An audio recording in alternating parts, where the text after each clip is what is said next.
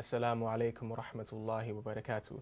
Welcome to another episode of My New Life. I'm your host Jibril, and today we're going to be discussing a very interesting topic. The topic of discussion is there a difference between born Muslims and reverts?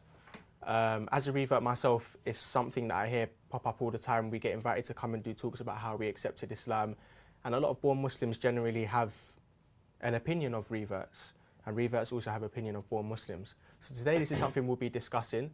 Without any further ado, let me introduce my co-host for the show, Jibril Abu Aasiyah.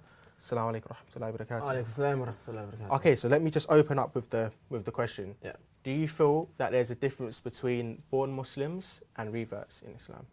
Yeah, there's definitely a difference. Not in the terms of the belief, but just the general lifestyle and the things that pop up and occur. There's of course there's a different there's a difference. Mainly, one of the things is of course is family. Like if you're a born Muslim, you have a whole family, the whole chain, great granddad and everything. That's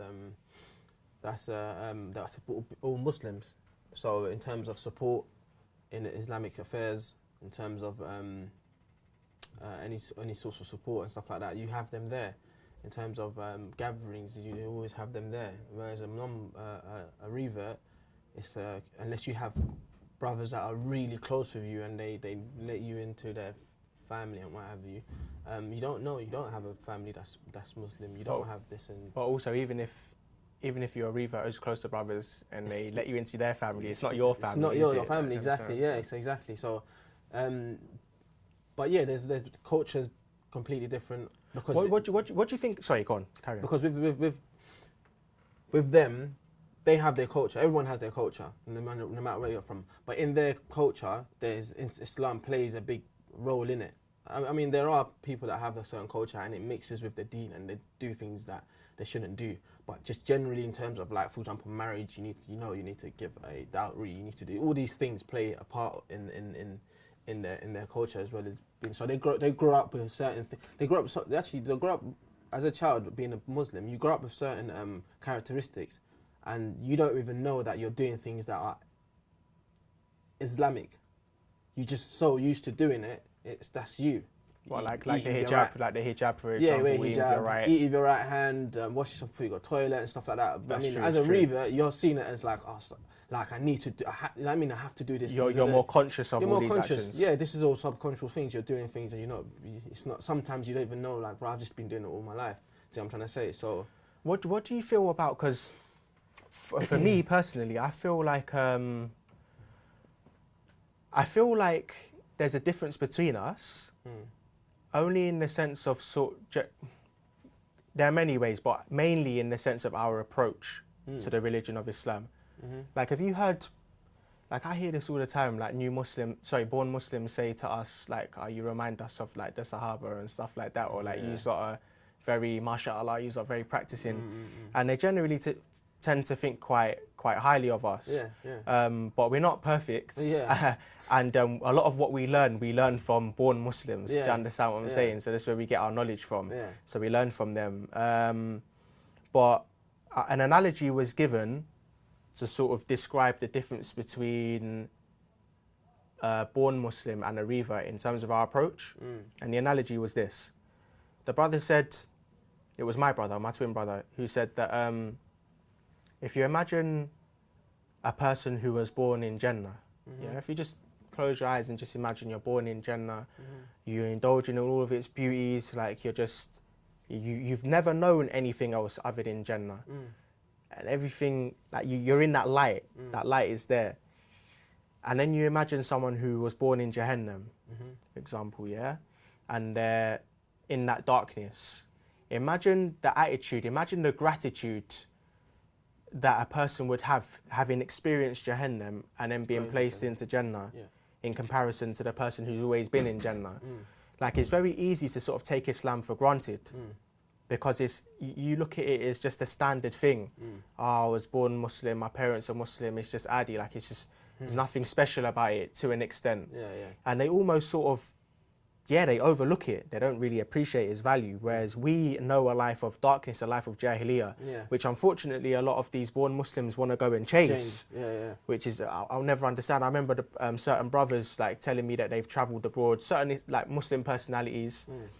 I remember Muslim Bilal, for example, saying once that when he went abroad to Egypt, he was so excited to learn about Islam there and learn the language and learn the customs of the people.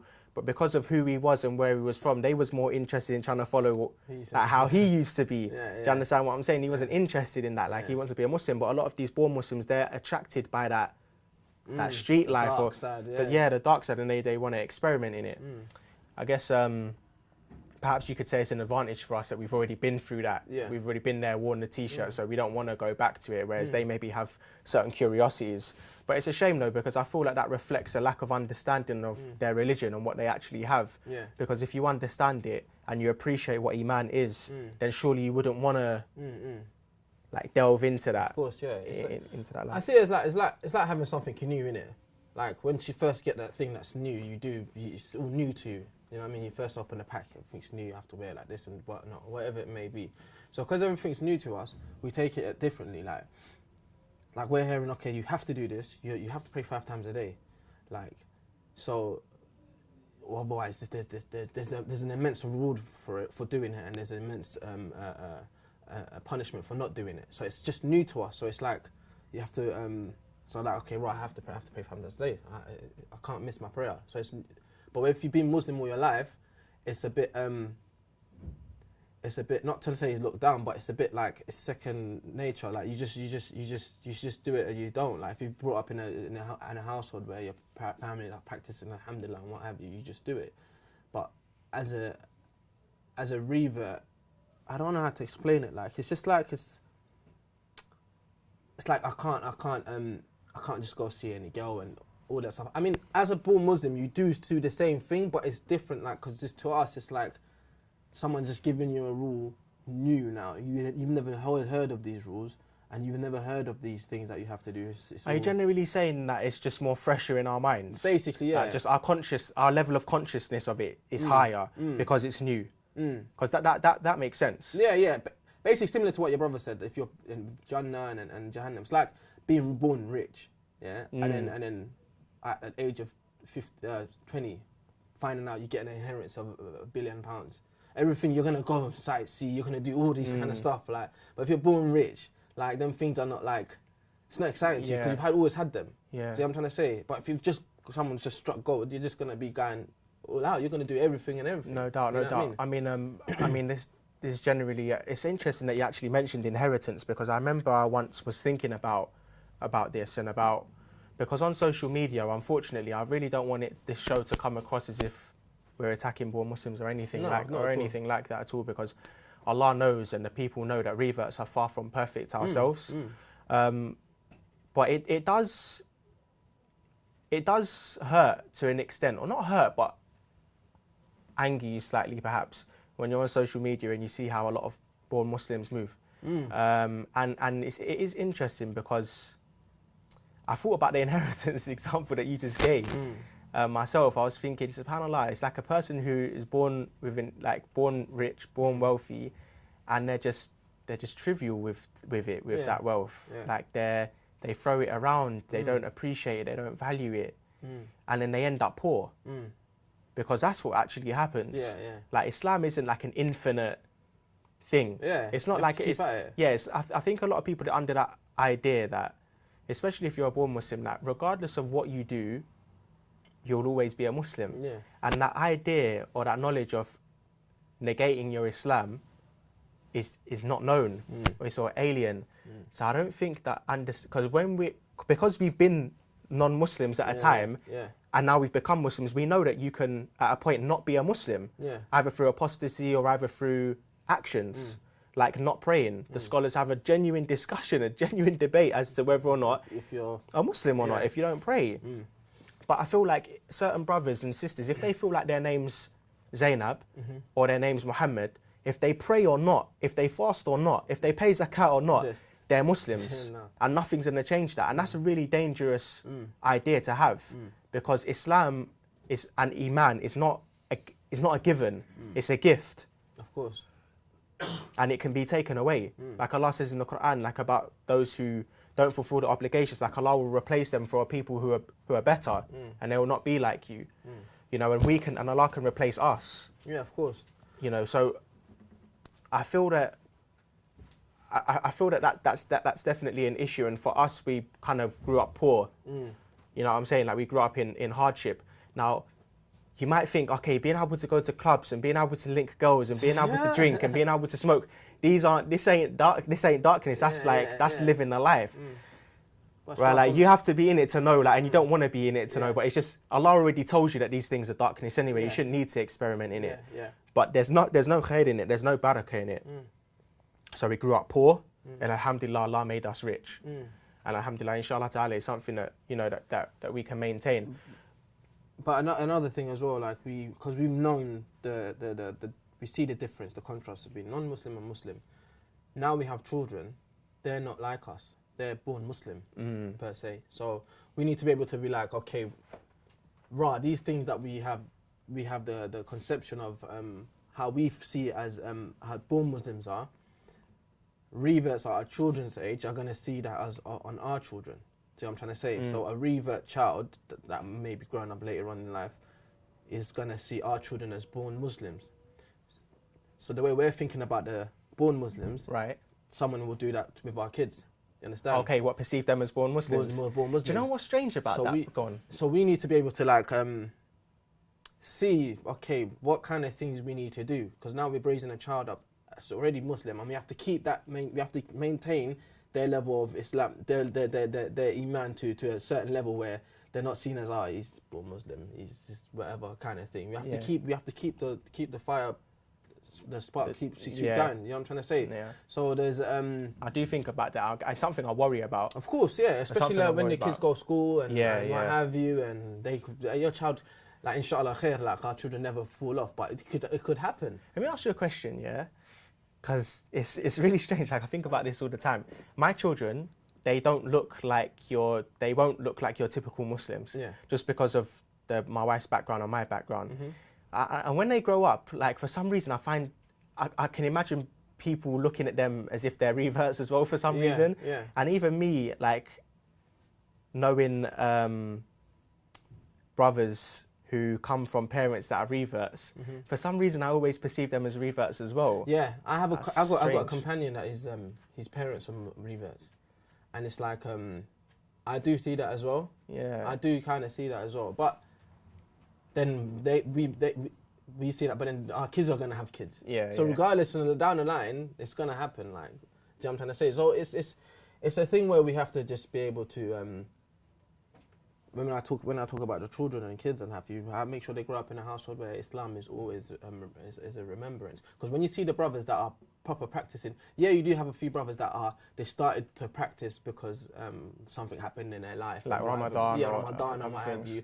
But a lot of the brothers that are proper practicing and they were born Muslim is because of their parents. Their parents and their parents have put in frame that no, we don't do this. We behave like in this way. So it happens a lot. If the household is structured properly, then because some brothers I see them and I think I thought it was a revert.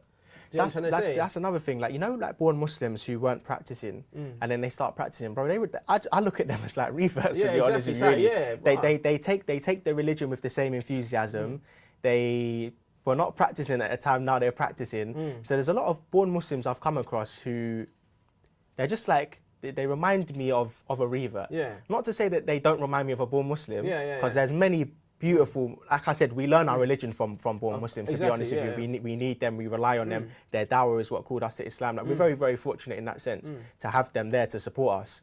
But a lot of the non-practicing born Muslims, when they start practicing, I look at them generally as reverts. And the reason why it might seem like we're saying, reverts it seems like in the highlight, let's put it out there, but as I said to you, when you're a revert, you're behaving the best as you can be to fit into the new life you're living. That's why that's why I'm saying, like, you look like a revert, like you are behaving like a revert. It looks like, right, I thought he was a revert, but not to say that we're better than or whatever, because we have our shortcomings as well. I mean, there's times I've been Muslim for 6 years, and I'm sure you can say there's times when you've been like, right, like, subhanallah, I'm not doing this anymore. Yeah, 100%. And there's advantages to being a born Muslim as well. Like, look at all of the Ramadans that they have. Yeah, exactly. Like Ramadan is such an immense reward. There's a narration, I can't remember it well enough to really have the confidence to relay it, but basically the point of the narration was of two brothers who used to compete with each other often, and one of them died in battle, which is, as we know, is an immense reward for that. But the other brother lived longer and got to complete more Ramadans, and he entered Jannah before him. Like, and it kind of the point of the narration was how significant Ramadan is in terms of reward. So born Muslims, they might look up to us or think highly of us or whatever, but the case may be. But there's a lot of barakah that they have. Loads. Like the fact that, first of all, they have a Muslim family around them, which is good in many instances. Not obviously when the culture clashes with the religion, then it's a problem, and that happens, unfortunately, especially with marriage and stuff like that. But they've got more Ramadans on us in more cases. Exactly. And there's also a narration about one's under the shade of Allah on the Day of Judgment as well. And that's a person who was young, who practiced Islam from a young age all the way up into adulthood. And we don't have that chance. Do you understand? Like, we was jahil running around doing all sorts of nonsense at that age. So we've missed that opportunity to be under the shade of Allah. Yeah, exactly. Whereas they have that opportunity to do it. Yeah, there's loads of things. I mean, they in terms when it comes to marriage affairs, like a lot of communities, you could say it to your mum's friend or whatever, your whatever companion that's Muslim already, can you find me a wife, or find this person a wife, or find a husband and what have you. So in terms of finding marriage, because they have a community that's all Muslim, they know someone that has a child. Whereas as a revert, and you're trying to get married to a sister that's from a certain culture or background, it's like we don't know you from nowhere. Yeah, you haven't got the past. Like. Yeah, we don't know you from nowhere, which is understandable because we don't know you from nowhere. You've just been a Muslim. I don't know. You could apostate in the next couple of days. You know what I mean? There's a lot of trials, a lot of things that go for the parents' head. Okay, but let me ask you a question. Yeah, do you think it's easier for a revert to get married or a born Muslim to get married? And that is from the perspective of male and female. Think about it. So who do you think finds it easier to get married? A revert or a born Muslim? I'm gonna answer you in two ways. I think it's easier for a born Muslim to get married. Okay. However, a lot of reverts get married quickly because, as I said to you, everything's fresh to them. They've never had it in place. So there's certain things like, okay, I've been used to a background where I can get women, whatever. I know that's going to be a problem now. I'm Muslim, so I need to get myself married. Yeah, it may take long, and maybe I have to take many avenues and what have you. But for a person that's born Muslim, it could be way easier for them. Like, but I don't agree, you know, because from what I've observed, reverts find it much easier to get married. It's not to do with like it being new, but you see the culture.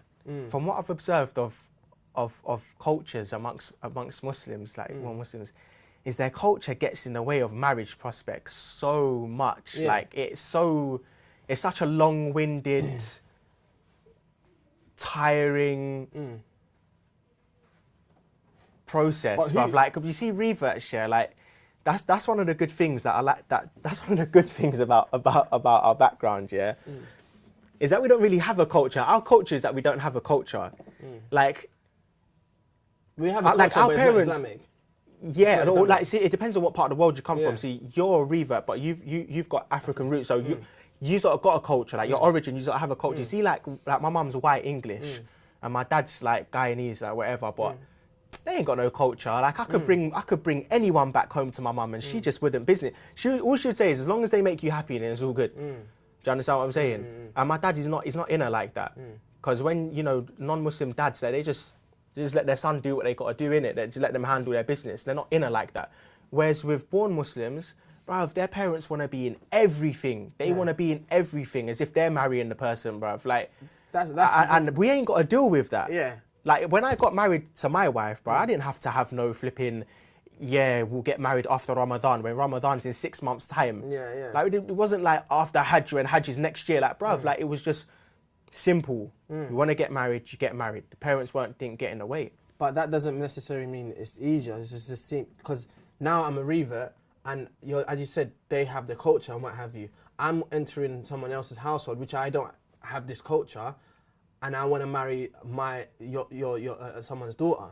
So it's like a thing where like you're like an outside coming in. I don't think it's easy. I think who strives for it more.